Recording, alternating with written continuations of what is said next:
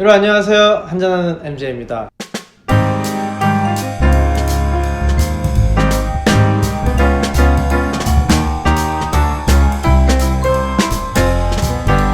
이 술튜브 이걸 시작하면서 무슨 술을 해야 되나, 뭐 지난 시간에 사실 로얄 살루트는 제 생각에는 별로 그렇게 현실적이지 않은 술이거든요. 우리가 늘상 그걸 데일리로 마신다? 아니면 친구들이랑 모였을 때 마신다? 뭐 그런 분들도 계실 거예요. 저는 아니에요. 그래서 나는 담배, 위스키, 그리고 한 소리 넣어. 그게 내 유일한 안식처야. 이 술값을 어떻게 감당하지? 내가 가지고 있는 술들을 한 병 한 병 푼다고 해도 야, 이거 만만치 않겠다 이런 생각을 하던 차에 마침 이렇게 글렌피딕에서 익스페리멘탈 시리즈가 새로 나왔습니다. 좋은 기회가 있어서 요 시음할 수 있는 요 작은 귀요미들 보이죠? 이런 바이알 병을 받았는데 직접 마셔보고 이게 왜 차이가 있고 어떤 술인지에 대해서 좀 설명을 해드리려고 해요. 글렌피딕 뭐 너무나 유명한 위스키입니다. 특히 이 병 많이들 보셨을 거예요. 위스키의 지역에 대해서 나중에 설명을 한번 할 텐데, 글렌 이게 게일어로 계곡이라는 뜻입니다. 뭐 밸리 뭐 이런 뜻을 갖고 있죠. 사실 물이 풍부해야 되기 때문에 위스키를 만들든 뭐 모든 술이 마찬가지입니다. 뭐 맥주, 막걸리 다 좋은 물, 우리도 왜 물 좋은 어디에서 나온 뭐 이렇게 광고를 많이 하잖아요. 여기도 역시 수원지가 좋은 곳에 있어야 되고, 그러려면 아무래도 계곡 근처에 있어야 되고, 피딕이라는 뜻은 자체로 사슴이 있는 계곡이라는 뜻이 되겠죠. 글렌피딕이니까. 굉장히 오랜 역사를 가지고 있어요. 그리고 글렌피딕이 마침 설명하기가 좋은 게, 제가 좋아하는 위스키 종류 중에 이제 싱글 몰트라고 있습니다. 그것도 얘기하려면 한참 걸리겠지만, 그 싱글 몰트라는 말을 만든 첫 번째 회사예요. 이 카테고리를 대중에게 우리는 싱글 몰트라는 술을 만들어요 라고 처음 내는 건데, 싱글 몰트 짧게 말씀드리면 하나의 몰트잖아요. 몰트는 뭐다? 쌍남볼이다. 위스키의 원료가 되는 가장 핵심인 곡식이 쌍남볼입니다. 그냥 볼이 아니고요. 이걸 가지고 단일 증류소에서, 즉 아름다운 사슴계곡에서 위스키를 만든 거죠. 근데 역사가 굉장히 오래됐습니다. 1885년까지 거슬러 올라가요. 그 당시에 이미 스코틀랜드는 아일랜드에서 위스키 만드는 기술이 많이 넘어와 있었고, 더프타운이라는 곳에 모트락이라는 위스키가 있습니다. 지금도 있는데 윌리엄 그랜트라는 어떤 아저씨가 있어요. 이 아저씨가 거기서 이제 직원으로 일을 해요. 심지어 증류사도 아니고 뭐 위스키를 만드는 일에 관련된 게 아니라 회계 일을 봅니다. 그러다가 거기에 자기가 빠진 거예요. 그래서 스스로 거기서 공부하고 배우고 자기 나름대로 연구를 합니다. 그리고 나서 자기 자식들과 함께, 무려 아들이 7명 딸이 2인가 그래요. 자식이 9명이나 됩니다. 9명의 자식들과 함께 2년 뒤에 피딕강 근처에서 양조장을 차립니다. 회사 오픈일을, 개업식을 크리스마스 날로 맞췄어요. 12월 25일. 나름 역사적인 날이죠. 온 가족이 모여서 뭐 파티도 하고 했겠죠.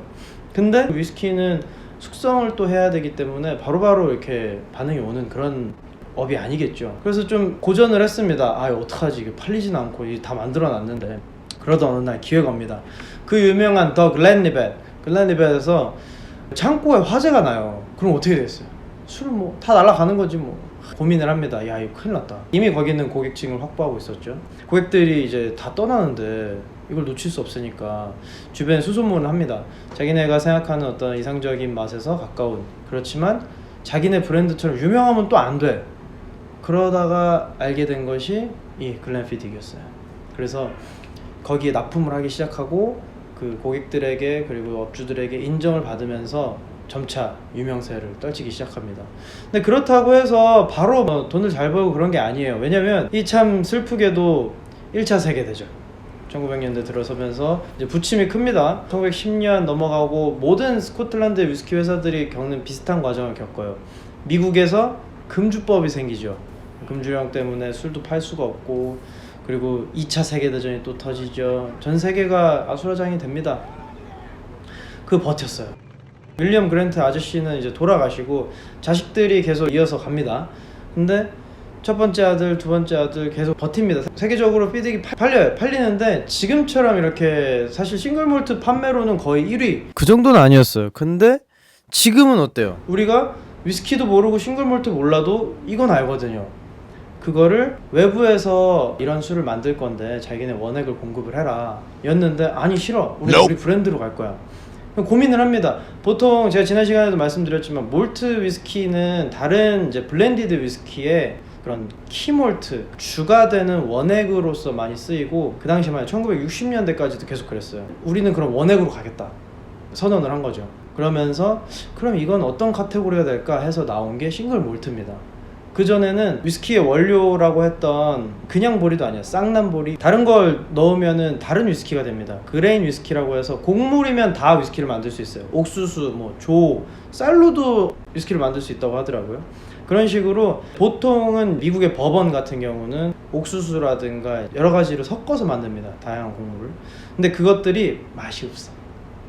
물량은 많은데 이 보리에 싹을 틔우고 아무튼 이 과정이 복잡하니까 이건 물량이 적고 그래서 두 개를 섞습니다. 그렇게 해서 블렌디드 위스키가 되는 거죠. 근데 글렌피딕은 아니 우리는 블렌디드 안 할 거야. 우리는 계속 싱글 몰트로 간다. 그래서 이런 말이 나왔고 1961년에 병 모양이 참 예쁘죠. 이 많은 분들이 이 병의 통도 그렇고 병도 그렇고 앞에서 보면 삼각형이에요. 그죠? 지난 시간에 로얄 살루트 같은 경우는 병이 도자기로 돼 있고 이제 축포를 쏘는 그 대포의 어떤 이미지를 가지고 만들었다고 했는데 여기는 1961년에 이 글렌피딕이 좀 더 본격적으로 사업을 하면서 디자인을 새로 합니다. 가지고 있던 철학, 그 위스키를 만드는 3대 요소 회사마다 정하는 거죠. 그래서 자기네는 물과 공기와 보리라고 봤어요. 그렇게 해서 이 세 개의 축을 우리가 한 병에 담았다. 근데 이 병이 히트를 쳐요. 예쁘잖아. 그냥 봐도 예쁘잖아요.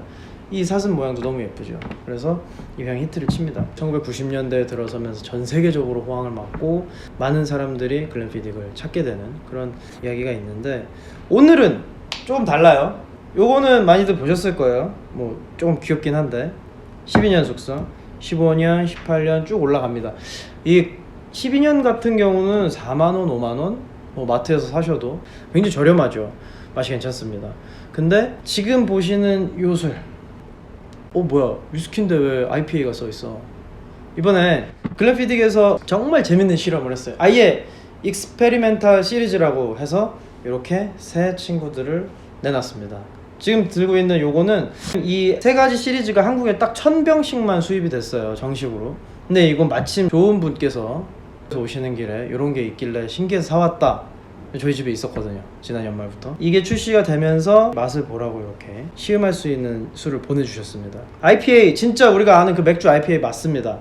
새로운 시도들을 많이 하고 있어요. 로얄 살루트 같은 경우는 향수를 만드는 그런 조향사와 콜라보를 하는 경우도 있고 이번에는 IPA를 담갔던 오크통, 사실 맥주도 오크에다가 넣어서 보관을 하거든요. 물론 그 기간은 짧습니다만 맥주 양주 업자와 함께 손을 잡고 같이 연구를 해서 이거에 알맞는 오크통을 만들었어요. 그게 무슨 말이냐면 맥주를 그 안에 4주 동안 넣어서 숙성을 시킵니다.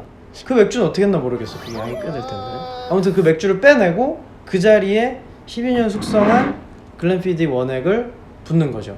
그러면 이게 참 신기한 게 오크통을 다루는 방식이 굉장히 다양한데 그 안을 불로 지지기도 하고 뭘 넣기도 하고 넣었다 빼기도 하고 하는데 그 통에 갖고 있는 향을 술이 머금어요.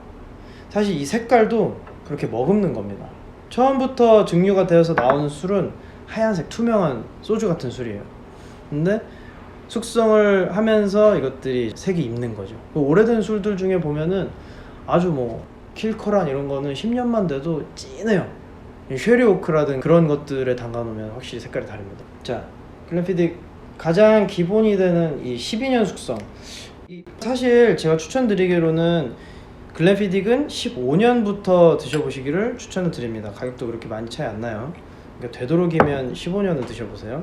10년 숙성이 데일리로 드시기에도 좋고 일본의 위스키를 가지고 하이볼을 많이 만드는데 저는 이 친구로 하이볼 만드는 거 강추드립니다. 여름에 진짜 시원하게 얼음에다가 소다수 넣고 레몬 하나 쓱 썰어서 넣으면 요 샷 하나로 정말 고급진 술이 됩니다.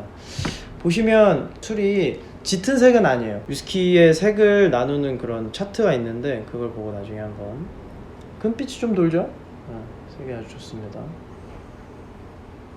향은 바닐라 향이 나고 이런 술들은 뚜껑을 열어서 와인과 비슷하게 이렇게 공기에 접촉이 되면 향이 또 달라져요. 가끔 이 위에다가 뚜껑을 덮어서 공기가 닿는 동안 이 안에 향이 가득 퍼지게 만든 다음에 뚜껑을 딱 열고 맡으면서 먹는 거죠.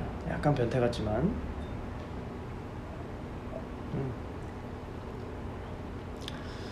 뭐 명불허전이죠. 사실 위스키가 세계적으로 유명하고 인기가 많는 건 약간 모범생 느낌이 납니다. 그러니까 이래서 누구나 좋아하는구나. 살짝 달큰하면서 알코올 냄새가 뒤에 많이 남지도 않고 중간에 그 배 느낌이, 많이들 서양 배라고 하는데 저는 뭐 서양 배 먹으면 사실 그 좀 석석하고 향도 그렇게 많이 안 나거든요. 우리는 동그란 배인데 거기는 배가 이런 식으로 생겼어요. 좀 푸석하고 그렇게 제 입맛은 아니에요. 그렇지만 어쨌든 과일의 향, 그리고 뒤에는 쿠션이 그렇게 오래되지 않고 도수가 높지 않기 때문에 뒷맛이 좀 쑥하고 줄어듭니다. 그런 그냥 FM적인. 그리고 이 친구가 방금 제가 설명드렸던 IPA. 너무 궁금해요.